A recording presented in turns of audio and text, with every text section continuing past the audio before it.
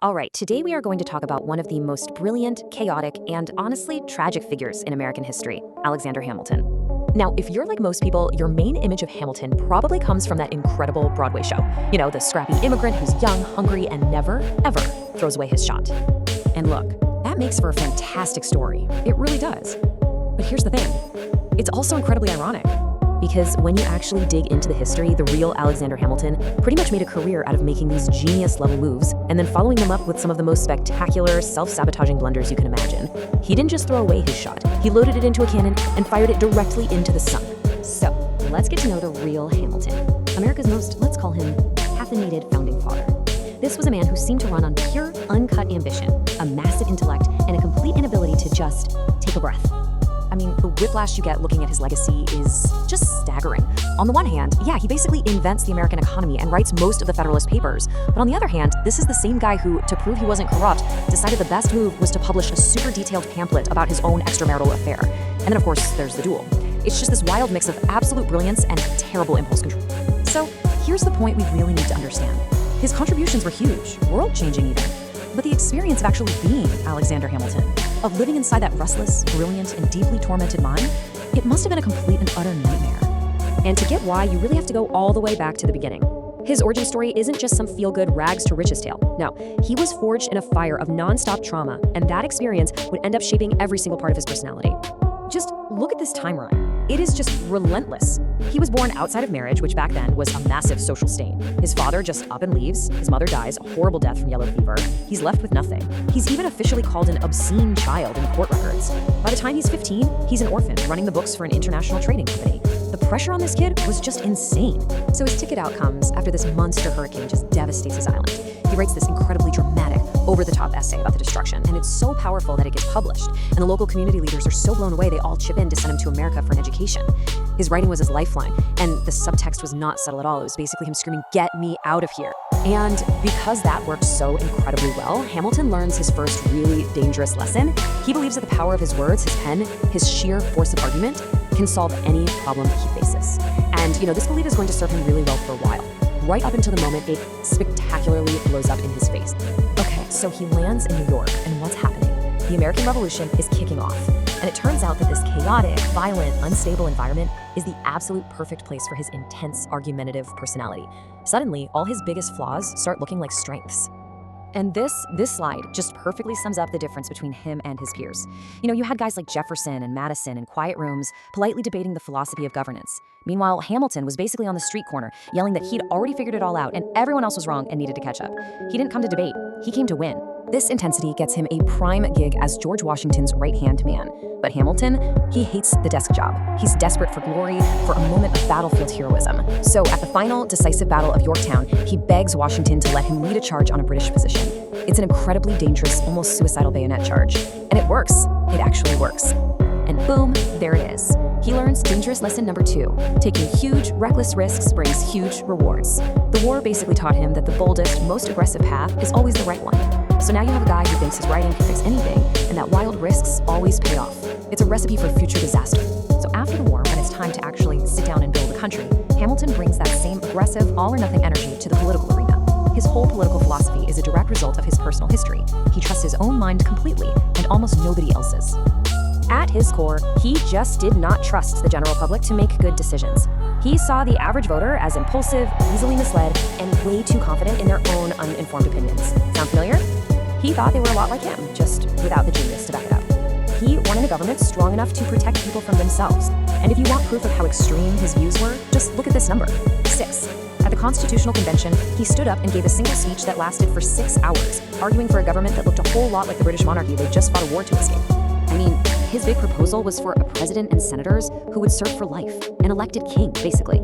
And this slide just puts it into perfect perspective. He was so far out of the mainstream that the other founders just kind of politely listened, nodded along, and then completely ignored everything he had just said. But Hamilton never gives up. When the Constitution they did write needs to be ratified by the states, he goes into absolute overdrive. In this unbelievable burst of energy, he personally writes 51 of the 85 essays that became the Federalist Papers. He was so determined to win the argument that he basically wrote the entire instruction manual for American government, partly out of pure intellectual force, and partly, you feel, just to prove he was right. And that right there is the heart of Alexander Hamilton. He's this man whose incredible drive was born from childhood trauma, reinforced by the chaos of war, and then just unleashed on the project of building a nation. So what do you get when that kind of relentless ambition meets a mind that never, ever sleeps? You get the modern American financial system, but you also get a life that was brilliant, absolutely essential, and, from start to finish, a tragic nightmare. Remember this quote from our last explainer? It perfectly captured how his trauma and his genius were all tangled up together. So how does this brilliant, tragic nightmare end? Well, you guessed it. It gets even more brilliant and a whole lot more tragic. So, the war is over, and George Washington needs someone to run the economy. He taps Hamilton to be the first ever Secretary of the Treasury. And Hamilton doesn't just, take the job. He attacks it like he's trying to speed run building a nation from scratch. I mean, just look at this list. This isn't just checking off boxes. He's literally inventing the fundamental parts of the modern American state. We're talking about the entire financial system, entire government departments. He's creating it all out of thin air, and he's doing it all at once with that wild manic energy he was famous for. And if you want to get a real sense of just how huge his influence was, get this. At one point, his Treasury Department had 500 employees. You know how many the War Department had? 12. This was not a government of equals. For a while there, the federal government was Alexander Hamilton. He basically built the entire thing and just dropped the mic. And you knew there was a but coming, right? Here's the problem. That same relentless all-or-nothing drive that made him a genius at building a country, it also made him an absolutely impossible person to work with. He didn't just want to win an argument. He needed to completely crush his opponents. And so, naturally, the enemies list started getting pretty long. You've got Thomas Jefferson and James Madison, who hated his vision for a powerful central government. And then you've got John Adams, a guy who was supposed to be on his side, who just couldn't stand him personally. Hamilton just had this knack for turning everyone, even potential allies, into bitter enemies. His greatest strength was, without a doubt, also his greatest weakness. You see, his superpower had always been his pen. It got him off that island in the Caribbean, it helped win the argument for the Constitution. But the man just never learned when to put the pen down. Every single political disagreement became this epic, public, life-or-death battle, and he just had to have the last word. And this is where it all comes together. This is the moment where all of his worst impulses crash into each other in this one unbelievable act of self-sabotage. His enemies, who were sick of losing to him, decided to go after his character. They accused him of financial corruption. Now, let's just think about this for a second. You're one of the most powerful men in America. You're accused of a crime you absolutely did not commit. The logical response is pretty simple, right? You deny it, you show your proof, and you move on. But that was just not Alexander Hamilton's style. Instead of a simple denial, Hamilton publishes what's now known as the Reynolds pamphlet. And to prove that the money his enemies found wasn't stolen from the US Treasury, he confesses in excruciatingly public detail that it was actually blackmail money he was paying to the husband of a woman he was having an affair with. He completely destroyed his own political career and his reputation just to prove he was right on this one specific point. And there it is. That's the first dangerous lesson we talked about. That belief he picked up as a kid that his words, his writing, could get him out of any problem, well, it just blew up in his face in the most spectacular way possible. He won the argument, sure, but he lost absolutely everything else. So, while his public life is basically a dumpster fire at this point, it's a good time to look at another really complicated part of his story, and that's his relationship with slavery, which is not as simple as you might think. On the one hand, for his time, he was pretty progressive. He helped start an abolitionist society and even argued that enslaved men who fought in a war should be freed. But on the other hand, he married into an incredibly wealthy slave-owning family, and we have records of him managing slave sales for his in-laws. So the truth is, it's messy. He was certainly more progressive than a lot of the other founders, but he was definitely not the clean-cut abolitionist hero you see in the musical. Okay, so after the whole affair scandal, Hamilton's career on the national stage is basically over. But his need for conflict, that is far from over. And it leads him and the entire country to a final, tragic, and honestly, a completely avoidable end. The irony here is just painful. First, his own son, Philip, is killed in a duel while defending his father's honor. Hamilton is devastated. He publicly condemns dueling, calls it a barbaric practice. Then, his old rival, Aaron Burr, feels like Hamilton insulted his honor and challenges him to a duel. And what does Hamilton do? The same guy who just railed against dueling, he accepts the challenge. He decides he'll go, but he'll fire his pistol at the sky, throw away his shot, as they say. Aaron Burr, on the other hand, he aimed very carefully. And there it is, the second dangerous lesson, the one he learned on the battlefield at Yorktown. That belief that the biggest, most reckless gamble is always the one worth taking. It made him a war hero, sure, but in the real world, that final, reckless gamble cost him his life.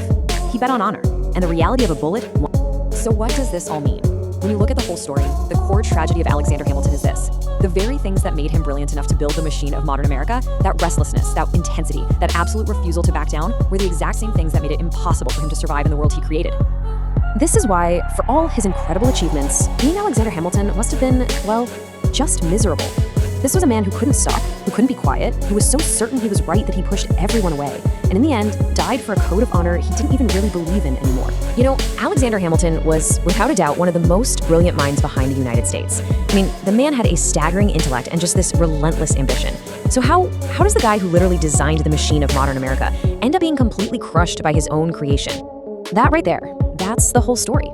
His entire life was this insane battle between his genius for building things and his incredible talent for spectacular self-sabotage. So to really get Hamilton, you have to look at the engine that was driving him. And we're not just talking about ambition here. No, this was something more, a kind of manic, all-or-nothing intensity that was both his superpower and, ultimately, his fatal flaw. This quote just nails it, doesn't it? The very same restless energy that let him build the American financial system out of thin air, well, it also made him an absolute nightmare to work with. He was constantly turning his friends and allies into bitter enemies. And that brings us to the perfect metaphor for his life, the unbraked locomotive. Imagine an engineer who designs this incredible, high-speed engine. That's modern America. But he completely forgets to install any brakes for himself. The exact same power that drove a nation forward was the force that sent his own life flying right off the rails. Okay, so if he's this engine, what was the fuel? Well, it all goes back to the trauma of his childhood and the absolute chaos of war. From those experiences, he learned two lessons. Two very dangerous lessons that would define his entire life, for better and for much, much worse. So here are the two big ones. First, he came to believe that his words, just the sheer force of his writing, could solve absolutely any problem. And second, he learned that taking massive, reckless gambles was always the right move. I mean, talk about a recipe for success, right up until it becomes a recipe for total disaster. Let's see that first lesson in action, shall we? So, Hamilton's enemies accuse him of financial corruption. It's a crime he absolutely did not commit. He had a simple choice, right? Deny it, move on. But that just wasn't his style. Oh no! Instead, he publishes what we now call the Reynolds pamphlet. To prove the money wasn't stolen from the treasury, he confesses, in excruciatingly public detail, that it was actually blackmail money for an extramarital affair. He won the argument, sure, but in the process, he completely torched his own political career. And you see this exact same pattern with his second lesson, the reward of risk. During the Revolutionary War, leading a near-suicidal bayonet charge at Yorktown made him a national hero. The gamble paid off big time. But then, years later, his rival Aaron Burr challenges him to a duel, a practice Hamilton himself now thought was barbaric. He accepted anyway. This time, the gamble was fatal. The same impulse that made him a hero got him killed. So what are we left with? The wreckage is complicated. It's a legacy that is as brilliant and essential to America as it is messy and tragic. He built so much, but the wreckage of his personal life was, by his own admission, a complete nightmare. I mean, the man was just a walking bundle of contradictions. He was an immigrant who fundamentally distrusted the average person. He helped start one of the first abolitionist societies, yet he handled slave sales for his wife's family. He was a certified genius of public order whose own mind and life were in total chaos. And that kind of leaves us with this one last big question. Was Hamilton's story just the personal tragedy of one incredibly complicated man? Or is it a warning about the relentless, unbraked machine of ambition that he built? Not just for himself, but for all of us. He created a system that runs on ambition, on finance, on a relentless, forward-moving drive. But he himself couldn't function inside his own invention. And that kind of leaves us with one last big question. Was Alexander Hamilton's tragic life just a personal story? Or was it a warning about the very machine he built for the rest of us? Because at the end of the day, history isn't really about flawless heroes on pedestals. It's about the complicated, brilliant, and deeply human people who actually lived it.